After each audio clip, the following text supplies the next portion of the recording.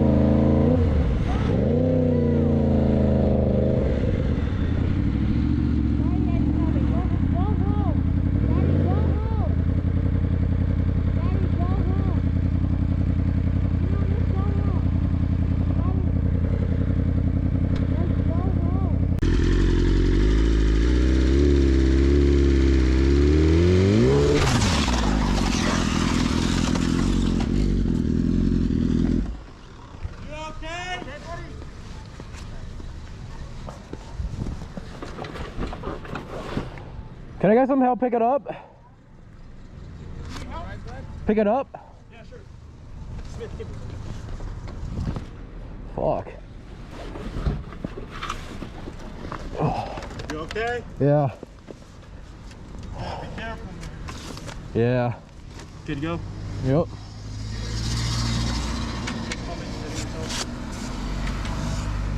Now we're going a little fast here, 142 miles per hour. I'm gonna say miles per hour because it looks like it. Woo! It's probably kilometers, but that's still like 90 something. All right, he's gonna go a little wide in this turn at high speeds. Hopefully he's not dead, but he looks unconscious. I was kind of joking, but he does not look good. Is this a friend of yours, dude? You need to... Okay, good. Ensure your own safety. Remain calm. Ensure your own safety. It's his emergency, not yours. Abim iyi misin? Why? I want to see more. All right, so how do we prevent this in the first place? Just don't go this fast. Okay, just don't go this fast. So, and then our buddy's going even faster. Okay, so he thinks he's having a good time. It's like, hey, look at me. I'm doing this. I'm doing this. Ego might have been a part of this. Overall, terrible situation. We got a turn coming up. Did you not see it? Maybe the sun is in his eyeballs. He's paying attention. He's looking at the speedo. What's the speed at? What's up here? It's a turn. Oh, and we're going to do this. going wide because we can't turn quick enough at these speeds. So we're up and over, hit a curb, completely damaged. He looks like he's unconscious. And remember, you could be unconscious for a minute, 10 minutes, 10 years, forever. His brain is rebooting right now. His brain is rebooting. So by the time we come back, he starts moving a little bit, but he's not all there. So he's going to go over here. Now remember, remain calm, ensure your own safety, stop any external bleeding. And then I got some questions on the back of this rescue card where you need to quickly assess the severity. Go ahead and make this bigger again. Quickly assess the severity of the issue. So be smart and rescue the rider. Part of being a smart rider is rescuing another rider with medical training. On the back end, you're going to have some questions. So does the rider have any of these symptoms? Head injury, spinal cord, shock symptoms, treatment, stop any external bleeding, lay the rider down, monitor any changes, and keep the rider warm. The rider needs to go to the hospital immediately if they are experiencing any of these symptoms. So you need to make sure you remain calm, and then you need to make sure you're safe. So when he does this right here, he's trying to flag people down. You know I love having my phone on the handlebars so I can see what turns are coming up utilizing my GPS. The best way I think you could do that is using the ROKFORM mount. I use it for my mountain bike, the little FTRs, and then also the big boy FTR that I ride. And guys, links in the description for a discount. Check it out. You're gonna like it, and I'll be seeing you around. Okay, Dark Roast. We've talked about this one too. He's gonna go way too fast in the corner. His speedo's blurred out. He's gonna hit this curb being very, high side. Yeah, very dangerous, very bad. Look for the keys. Oh, my GoPro's gone too. No, it's on there. It's on there. Oh. yes, I got a bike. Rescue another rider, everybody. East Lake Terrace Rescue another rider. or East Lake Terrace. There it is. You need to call 911. He's in pain. You're alive, bro. You're alive. You're alive with no scratch on your arm, dog. You're good. Gear, that's abrasions right there. Possible impact. With your gear, you're gonna prevent a lot of that abrasion. You're still gonna be a lot of pain, but the thing is, you have impact protection in the elbows, shoulders, back, knees, and possibly hips if you have hip armor inside some motorcycle pants. You have motorcycle boots, gloves, a helmet, everything. So you're gonna try to protect yourself as best you possibly can. Remember, everybody, be a smart rider. It says it right here on my podium. Smart rider, DDFM Crew Smart Rider. Become a crew member today by clicking that join button.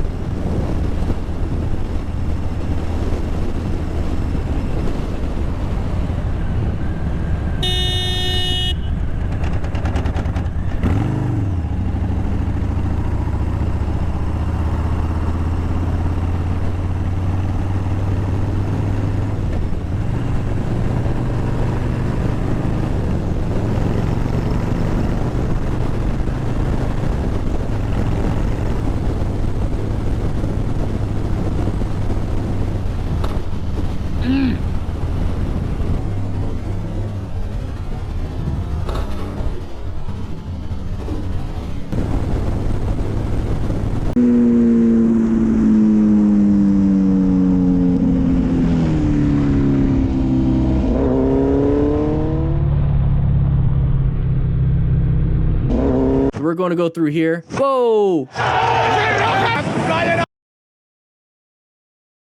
Okay.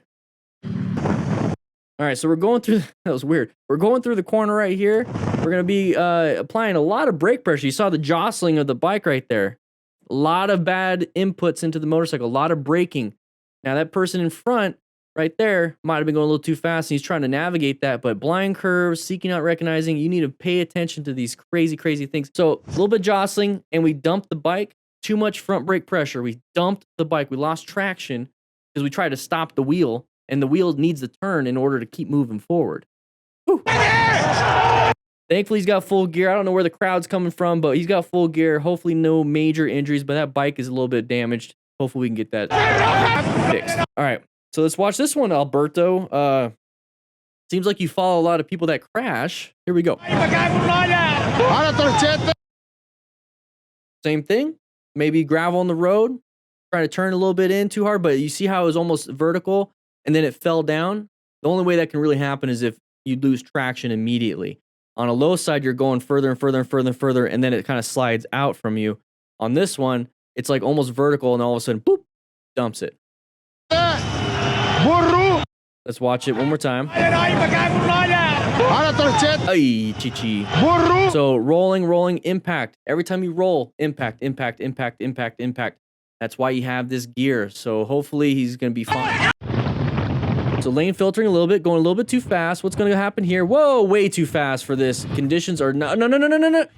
Had no time to react at that speed. 0. He tried his best with that rear brake. Okay, is he moving? Okay. All right, you're gonna check your buddy. You can't see anything now. All right. He started moving a little bit. That's a good sign.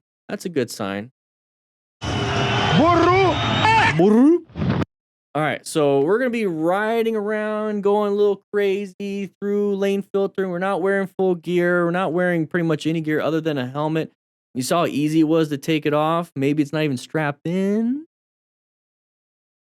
Here we go. So we're going through here, riding around, lane filtering at high speeds. Now, this is that pattern, right, Stabby Crew, that I'm really concerned about. We have this long line right now, and I understand the crash happens in this lane.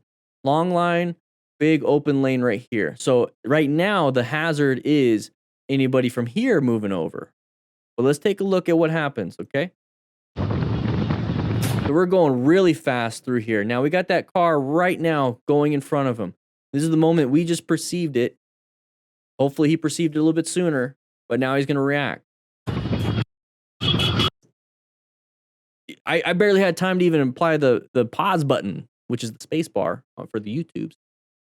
See how he's starting to fishtail a little bit? So he's smashing that rear brake and he's sliding. He's not stopping, he's sliding. So let's watch it at half speed. Wrong way. Let's do it at quarter speed. The bike or the car comes out. He's gonna start slipping and sliding. There's that slipping and sliding. We're not gonna be able to stop in time. We don't have the appropriate total stopping distance. Lane filtering has its own risks and rewards compared to regular riding. You need to be paying attention to these risks and rewards. There's that impact that we're going to up and over. Now take a quick look. This is where that vehicle came from.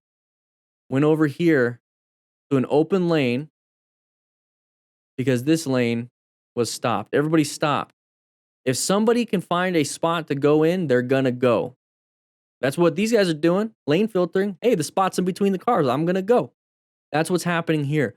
So what we need to be watching out for is big long lines and big open lines. Big long lines makes it to where people want to go into the open line. It's simple human behavior, but it's hard to see when you're lane filtering at a high rate of speed. So what can we do to prevent that? Or not prevent, mitigate, because you can't prevent everything. What can we do to mitigate this situation? We need to seek out and recognize these patterns ahead of time. And we need to be going at a speed to where we have enough time to react. Awareness buys you time. Time buys you options. You need to be aware, or you don't have time for anything. And that's exactly what happened here. Not enough time to do anything because he's going too fast. He has no options. You can't do anything other than hit something. How's that quarter speed?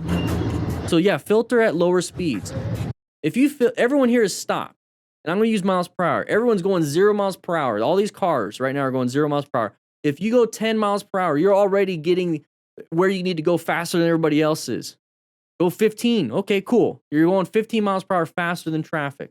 Why are we going 80? I'm guessing 80. Probably 50, 60, 70, whatever. Why? To get there even sooner? What's the point when something like this could happen? It's super high risk, no real reward. If the thing is, I want to lane filter because I want to get to the front because I don't want to stay in line and get hit, all these different excuses, Well, then just get to the front of the line at 15 miles per hour above speed limit, or 10 miles per hour above, not speed limit, but 10 mile per hour above what everyone else is doing. You're still going to get to the front of the line before everyone else, and you minimize all the hazards by getting rear-ended and all these other excuses everyone likes to give. You're minimizing it. So then why are we hauling ass? Now you're just adding more. It doesn't make any sense, because it tells me that the motivations are, I want to get to the front because I want special privileges as a motorcycle rider. No. I just want to get out of traffic, and I'll do it as safe as possible. I don't want special privileges. I want the tool. Let me have the tool. This is why I can't get behind a lot of different motorcyclists saying, no, we should have lane filtering. It's like, why? So you can haul ass through here and it's going to be legal? No. I want the tool because I want to go 10 miles an hour above speed or above the traffic because everyone's stopped. That's it. And if it's safe to do so, I'll do it. If it's not safe to do so, I won't do it. That's what I want. We just watched a ton of close calls and crashes now. If this is something you like, please show it to me by clicking that like button and commenting down below. Now, here's the thing. You have to submit your own videos in order for this to happen. So if you want to, there's a link in the description for that. But go ahead and check out this video right here, and then maybe this one right here. This one's actually pretty dang good. I had a ton of fun with this one. I'll be seeing you guys around.